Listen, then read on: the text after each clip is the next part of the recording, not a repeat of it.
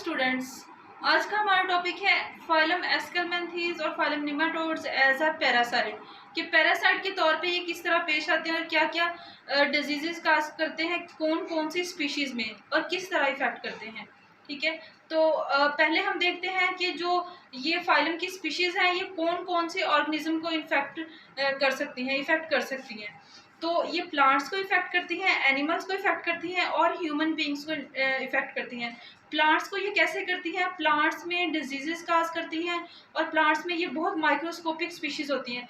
इस फाइलम की microscopic species होती हैं जो एक्टोपैरासाइट या फिर एंडोपैरासाइट के तौर पे एक्ट करती हैं और बहुत सा एग्रीकल्चर लॉस क्रिएट करती हैं।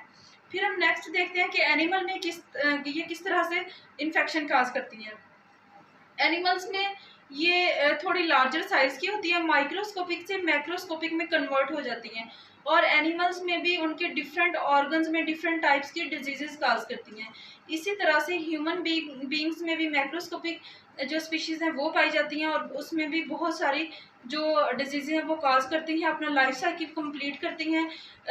किसी स्पीशीज़ में ह्यूमन बींग्स जो होते हैं वो प्राइमरी होस्ट होते हैं और किसी स्पीशीज़ में ये सेकेंडरी होस्ट होते हैं उनका लाइफ साइकिल कंप्लीट करने में। तो अब हम ये जो पैरासाइट की स्पीशीज़ हैं उनको एक एक करके डिस्कस करते हैं, देखते हैं कि उन स्पीशीज़ का नाम क्या है, वो कौन कौन सी दूसरे ऑर्गेनिज्म के अंदर पाई जाती हैं और कौन कौन सी डिजीज़ काज करती हैं और कौन कौन से इन्फेक्शन।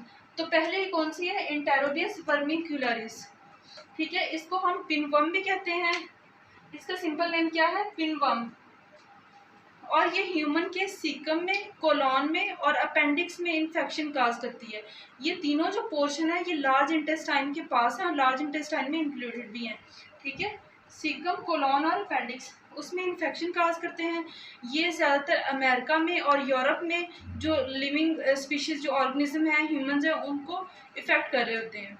ठीक है, और अबाउट 40 to 100 स्पीशीज़ जो हैं वो इससे इन्फेक्टेड हो रही होती हैं। About 100 to 40 to 100 species. और इसके अलावा अगर हम इसमें देखें तो जो फर्टिलाइज्ड फीमेल होती हैं इस पैरासाइट की, वो क्या करती हैं? नाइटली ट्रिप्स करती हैं टूवर्ड्स द एनस और डिफरेंट जो है वो एग्स ले करती हैं। उसके बाद अगर कंटामिनेटेड हैंड इनकी वजह से हो जाएं और माउथ को टच करें तो उसकी वजह से क्या होगा? डिफरेंट डिजीज़ काज करेंगी ह्यूमंस में। और इसमें डिजीज़ कौन सी हो सकती हैं? इन्फ्लामेशन हो सकता है लंग्स में, ठीक है, और इन्फेक्शंस हो सकते हैं। और इसके अलावा इंसोम्निया जो है ये इसकी मेन डिजीज़ है, इंसोम्निया। फिर नेक्स्ट हम देखते हैं कि दूसरी स्पीशी कौन सी है। तो दूसरी है इनसाइलोस्टोमा ड्यूडिनेल। इसका कॉमन नेम क्या है? हुकवर्म है और ये ह्यूमंस की स्मॉल इंटेस्टाइन में पाया जाता है, ह्यूमंस की स्मॉल इंटेस्टाइन में। और अगर एडल्ट्स में देखें और ह्यूमंस में तो ये अनीमिया काज करता है, ब्लड में लॉस हो जाता है, ब्लड की कमी हो जाती है क्योंकि ये फीड कर रहा होता है। ठीक है, अगर चिल्ड्रन में देखें, बच्चों में, तो ये क्या करता है? रिटार्डेशन इन ग्रोथ को रोक देता है। कौन सी ग्रोथ? ये ग्रोथ फिजिकल भी हो सकती है, जिस्मानी लिहाज से भी बच्चे जो हैं उनका उनमें ग्रोथ नहीं होगी। ठीक है, और इसके अलावा मेंटल ग्रोथ को भी रिटार्ड कर देते हैं। फिर नेक्स्ट देखते हैं कि इन्फ्लामेशन ऑफ स्किन काज करते हैं, पल्मोनरी इन्फेक्शन काज करते हैं और लंग्स में निमोनिया काज करते हैं। ठीक है, ये कुछ डिजीजेस थी जो किसकी वजह से होती हैं? हुकवर्म की वजह से होती हैं। फिर नेक्स्ट हम देखते हैं स्पीशी, इसका नाम क्या है? ड्रैकनक्यूलस मेडिनेंसिस। इसका कॉमन नेम क्या है? गुइनिया वर्म है। और ये कौन कौन से रीजन्स में पाया जाता है? ये ट्रॉपिकल अफ्रीका, अरेबिया और इंडियन रीजन्स में पाया जाता है। और इसका एक और नाम है फारसी सरपेंट। फारसी सरपेंट किसे कहते हैं?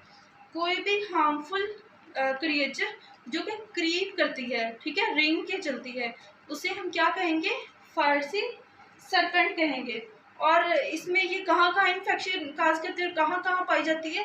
ये सबक्यूटेनियस टिश्यूज में पाई जाती है, ऑफ आर्म्स, लेग्स और शोल्डर के सबक्यूटेनियस टिश्यूज में पाई जाती है।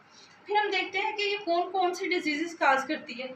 ये अल्सर काज करती है, आर्टिसेरिया काज करती है, डायरिया काज करती है, एस्थमा, गिडीनेस और एसिनोफीलिया।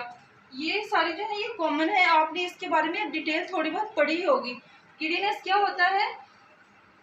ये डिजीनेस होती है, गनूदगी, जैसे नींद आना, सुस्ती सी होना, ठीक है, ये वो